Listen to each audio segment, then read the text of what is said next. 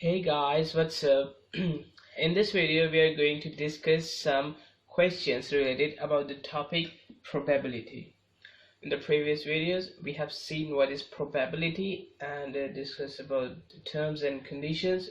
We can see the formulas here and different terms. Now in this video, we are going to study the questions. We are going to discuss the questions related about this topic. Okay, first of all, here it is said that Josh has an octahedral. He threw it 250 times, and here the data, here the result is shared in this table. Okay, what is octahedral? It is an 8-sided, we can say, solid we have. So we can say in original dice here we have 6 sides, but in octahedral here we have 8 sides, we can say 8 faces. So definitely here on this, here we have numbering from 1 to 8, just like on a 6-sided dice here we have numbering 1 to 6, but here in an 8-sided figure, 8-sided solid, which is octahedral, here we have numbering from 1 to 8. Now he threw it 250 times. It means that here the total we can say number of events, we can say, or we can say total trials, it is 250 times, and here the results are share results. Okay, you can see here the number 1 2 3 4 5 6 7 8. These are the numbers, or we can say on the faces on that octahedral.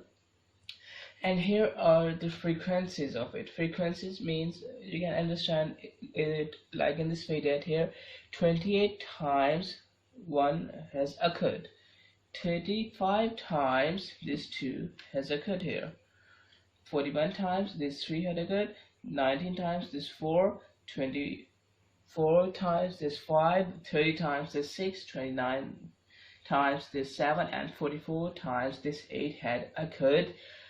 We can say in this event, okay, in which here we have 250 trials. We can say here he had thrown it 250 times. Here we have to find the probability of the factors of 6. First of all, let's see the formula of probability, then I will tell you. Here probability, okay, here the formula is, we can say, number of successful trials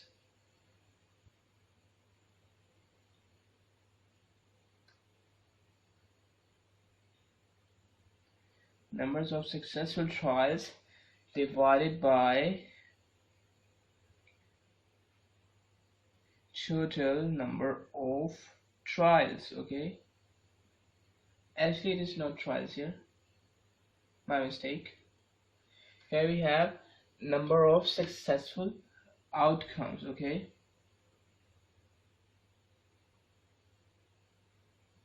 here we have number of successful outcomes divided by total number of trials. Here it is the, we can say, formula of relative frequency, or we can say experimental probability.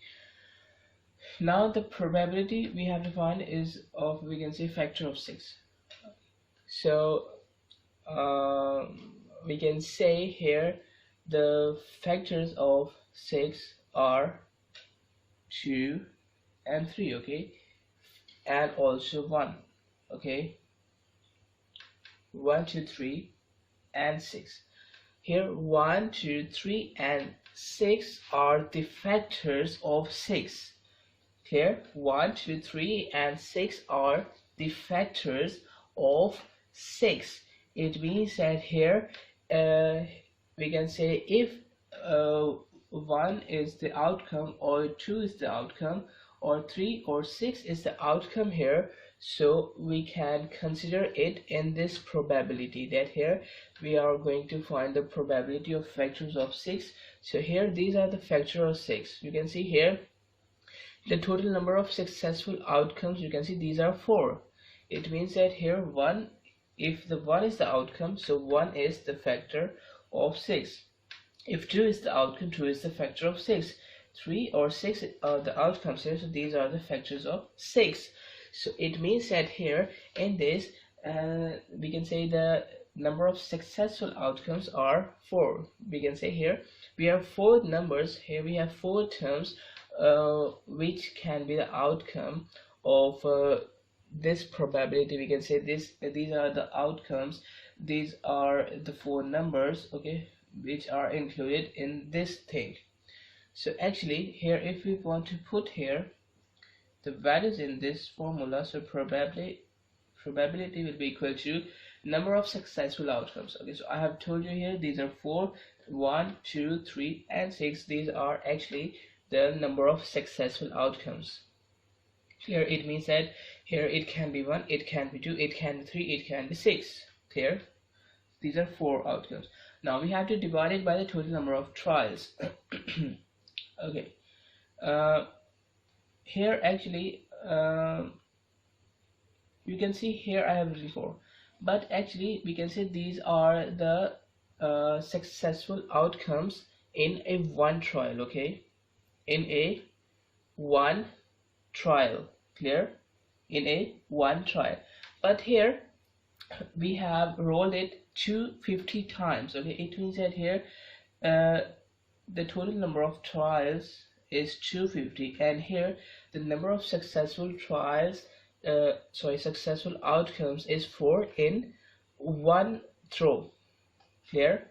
But here we have to find it in 250 throws.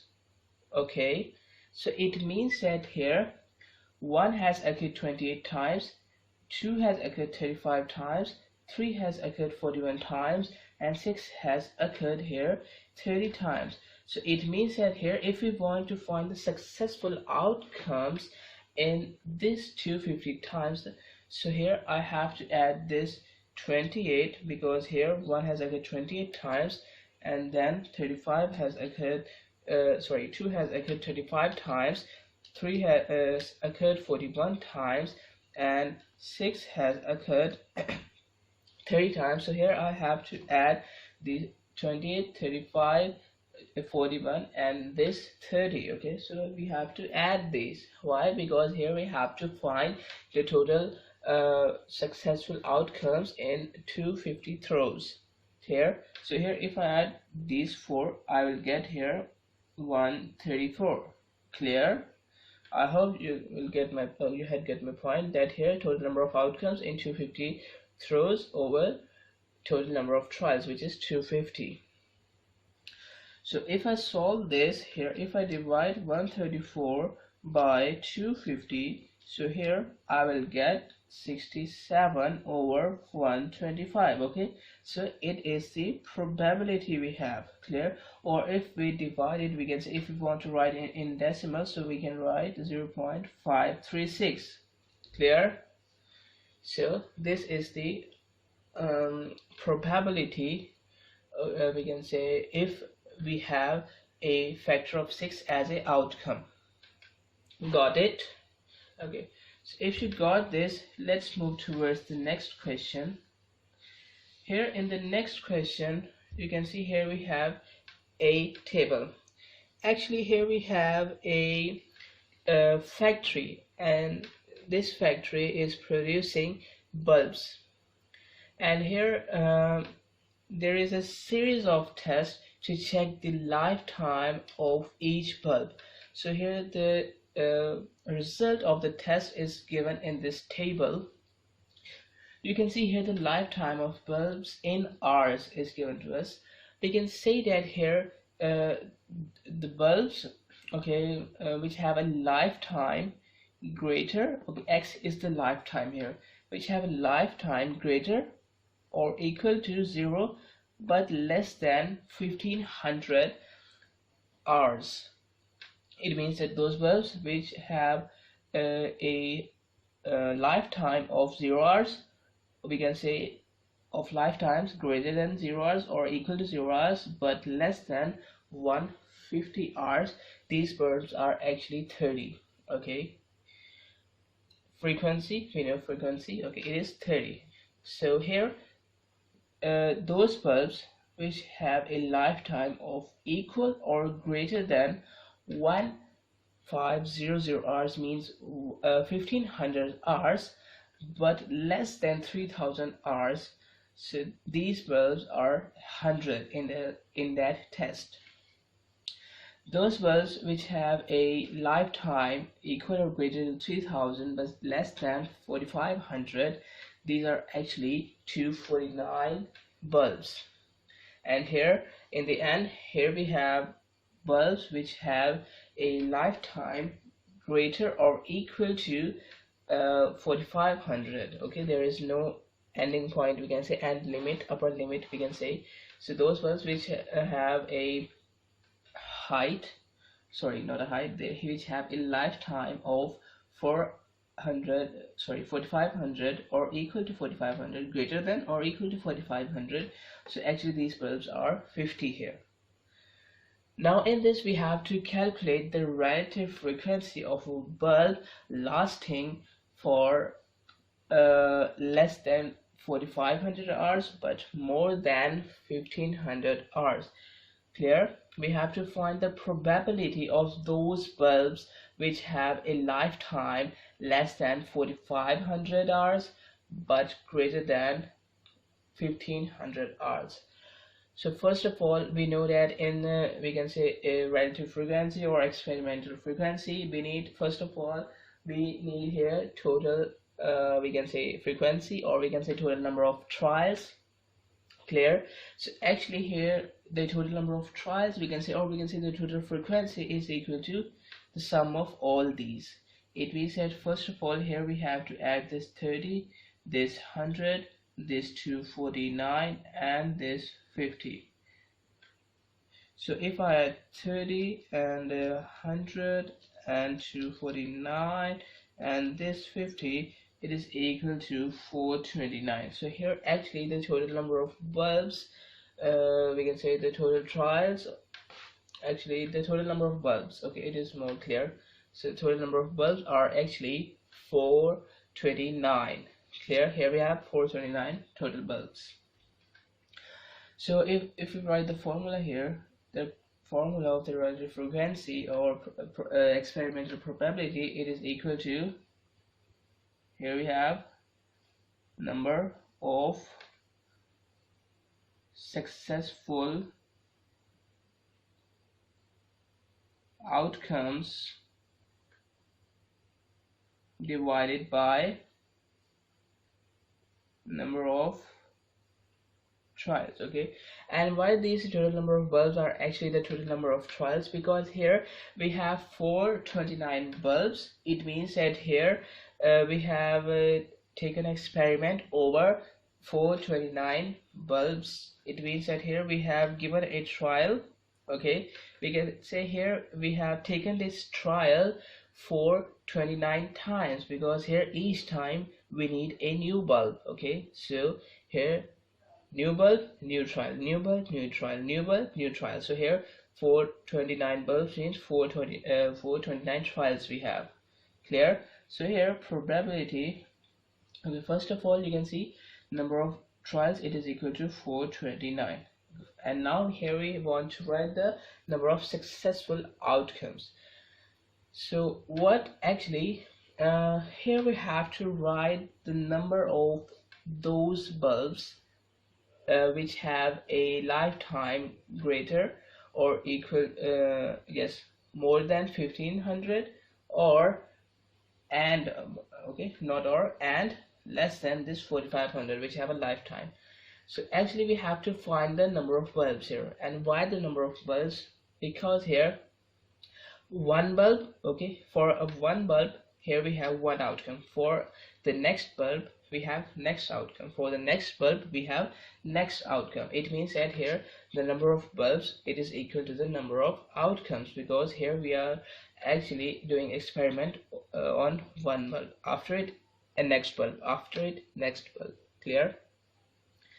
So here actually we have to find those bulbs, first of all you can see, which have a lifespan less than 4500 hours. So you can see here we have 4500 and here we have also 4500. So here you can see here the lifetime is actually equal or greater to 500, but here we need the lifetime which is less than 500, sorry 4500. So here you can see this is the lifetime.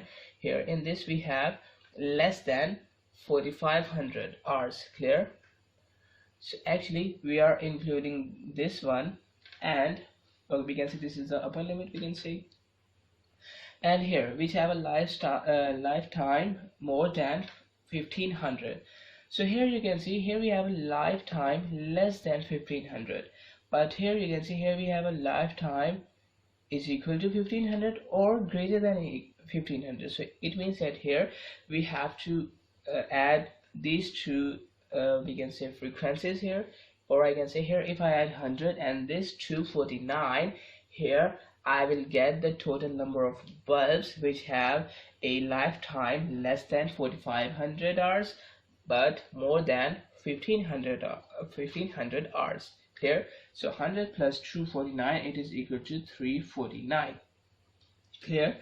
So 349 divided by 429, okay, is we can say it is in simplest form, so we don't have to simplify it anymore. And here if I we can say if I write it in decimal, so it is equal to 0 0.81, sorry 813.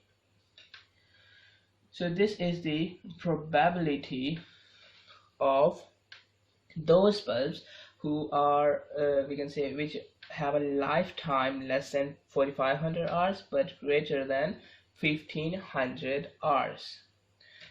Now in our next part here it is said that a company has ordered 5000 bulbs. Company has ordered 5000 bulbs, and how many would you expect to last for more than 4500 hours? Okay, so here we have to calculate that here in 5000 bulbs how many of the bulbs will last for more than 4500 hours. So according to this data, you can see here we have actually 429 bulbs, we have calculated it. So in 429 bulbs, here actually we have 50 those bulbs who have a lifespan equal to 4500 or greater than 4500 here. So in 429 light bulbs, here we have 50 those bulbs which have a lifespan more than 4500 or equal to 4500. Okay, so here we have 429 bulbs, but here actually we want to make here 5000 bulbs. It means that here we will use a unitary method. Here we have 429 bulbs here. So here we have to find actually the number of those bulbs in we can say 5000 bulbs. So for this what we can do, okay, so let's see here if I divide both sides by 429 like this one, okay, so here this one is cancelled by this one, and here we have one bulb, it is equal to 50 over 429. It means that here in 429 bulbs, here we have 50 those bulbs who have a lifespan greater or equal to 4500. But here if we talk about one bulb, okay, here if we buy one bulb, so in that one bulb there is only 50 over 449 bulb. It means that here we have actually 0.01. If we solve this, and here we have in one bulb actually here we have 0.11, okay, of those bulbs. We can say here in one bulb here we have only 0.11 bulb, which have a lifespan more than 45,000. Okay, it is looking awkward, but what does this mean? This means that here, if we buy 429 bulbs, here we have 50 those bulbs who have a lifespan greater than 4500. But let's say if we buy one bulb, so we can say there is only, we can say, a little chance, because 0.11 is very less, or we can say there is a small part. Okay, if we understand in this way, that here there is a small part of that here we have that the bulb has a lifespan of more than 4500. So I said that here we have to make here 5000. So if I multiply both sides, both sides by 5000, okay, like this one. Okay, so here 5000 multiplied by 1 will be equal to 5000. Here we have 5000 bulbs, and here we have 50 over 429. So if I multiply it by 5000, here it will be equal to 582.75. okay, so it means that in 5000 bulbs, it means that here if we ordered here 5000 bulbs, so there are actually 582.78 bulbs. Okay, so actually we can say here we have whole bulbs. We can say we can't have a half bulb or a little part of a bulb. So actually in 5000 bulbs, there are 582 those bulbs who have a lifespan of we can say greater than 4500. It is an estimation. So in 429 bulbs, here we have only 50 bulbs which have a lifespan of greater than 4500 hours, and here in one bulb, here actually the lifespan, we can say the bulbs which have a lifespan greater than 4500 hours, it is equal to 50 over 429.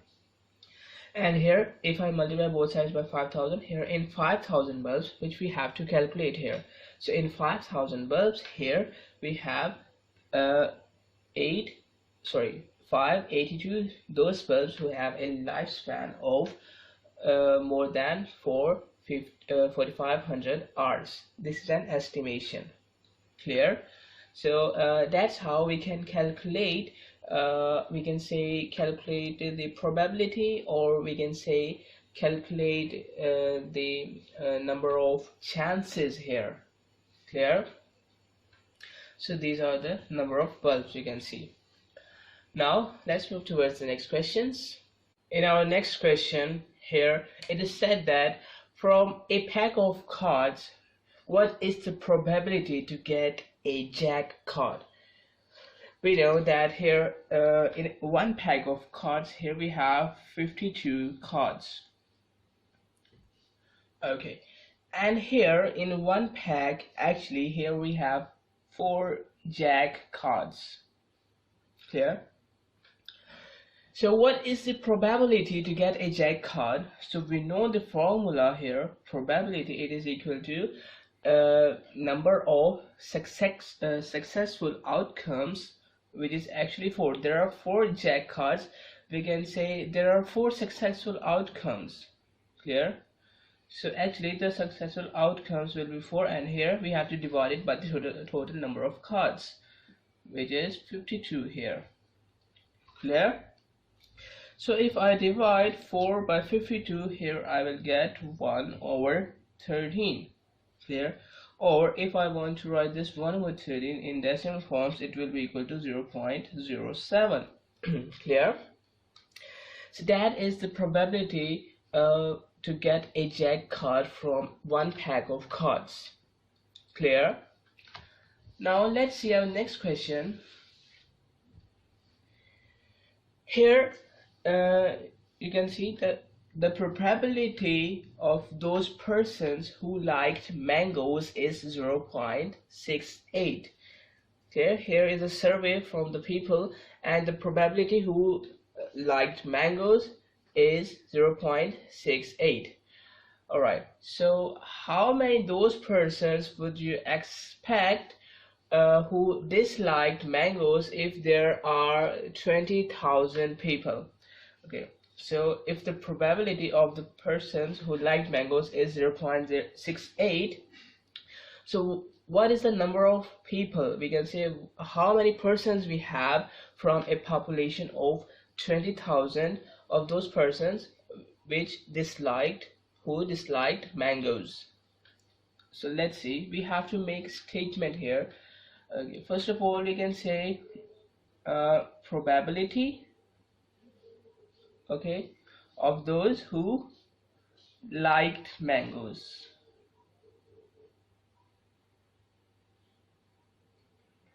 It is equal to 0.68.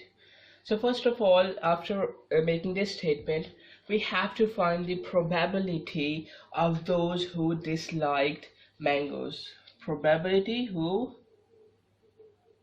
disliked, probability of those persons who disliked mangoes, it is equal to, okay, how to find, we can say if there is a probability of 0.68 of those who liked mangoes, so if we want to find the probability which is opposite, we can say if we want to find the probability who disliked mangoes, we can say find the probability of those persons who are not included in this event, we can say who are not included in this, we can say in this like mangoes probability. So actually here the total probability is 1, and here I have to subtract the probability of those who liked mangoes. So here I will get the probability who didn't like the mangoes, or we can say who disliked mangoes. Clear? So here it will be equal to, let me subtract 1 minus 0.68, it will be equal to 0.32. So it's the probability who disliked mangoes, of the persons who disliked mangoes. Okay, now here we have to find the number of persons who disliked mangoes in a population of 20,000 people. First of all, let me write here the formula of probability. Okay, probability, it is equal to number of successful outcomes divided by total number, we can say total number of trials, we can say. Okay, so this is the formula of probability. Okay, now actually the total number of trials in this is actually 20,000. Why 20,000? Because for one person we have a trial, for the next person we have our next trial, for the next person we can say here we have asked him again, so it's a next trials. Okay, clear? So for the next person we have our next trial. It means that here if we have 20,000 people, so here the total number of trials will be 20,000. You got my point? Total number of trials here, it means in this case it is the total number of people we have, which is 20,000. And here now I am talking about the probability who disliked mangoes. Clear? So here the probability of those persons who disliked mangoes is 0.32. Clear? So here it will be equal to 0.32. Actually now I am filling the, we can say I'm putting the variables, the value of variables in this formula. And now number of successful outcomes. What is the number of successful outcomes? Here in this case you can see that here we have to count those numbers who disliked mangoes. Clear? Number of successful outcomes means one person, if he disliked mangoes, so he will be included in this category.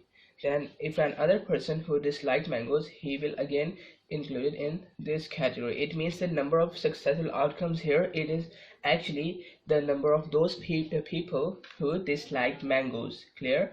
So I can write here the number of people or persons who disliked mangoes. Clear? Now you can see in this equation we have only one variable, so we can find out the number of those people who disliked mangoes. How? By shifting this 20,000 on the other side, or we can say if I multiply both sides by 20,000 like this. Clear? So if I multiply both sides by 20,000, here this 20,000 is cancelled by this 20,000, and here I will get only the number of persons who disliked mangoes. Clear? And here on the other side we have to multiply this 20,000 by 0.32. so if I multiply 0.32 by 20,000, here it will be equal to 6,400. So actually the number of people who disliked mangoes is 6,400 from 20,000. Clear? You got this? Now in the next part here it is said that what is the probability of those who neither liked nor disliked mangoes. So it means that here we can say here the probability of those persons who liked mangoes is 0.68, and the probability of those persons who disliked mangoes is 0.32. Clear? So actually here it is not discussed here, what is the probability of the persons who neither liked or disliked here, or we can say actually here the probability of those persons who neither liked or disliked mangoes is actually 0. Clear? Why 0? Because here we have what is the let me write here the formula of probability. It is equal to number of successful outcomes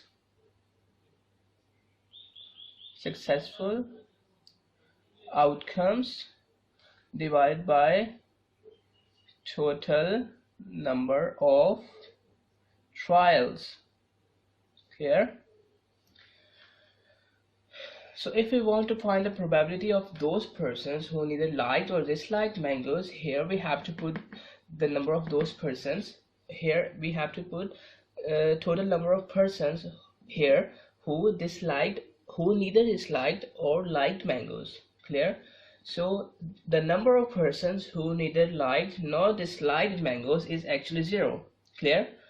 The number of persons who neither disliked or liked mangoes, here it is actually 0, because here we have no discussion in this statement, in this question over them. So here the number of people who neither disliked or nor liked mangoes is actually 0. And now the total number of people, we can say, so it is actually 20,000. So 0 by 20,000, it is actually 0 here.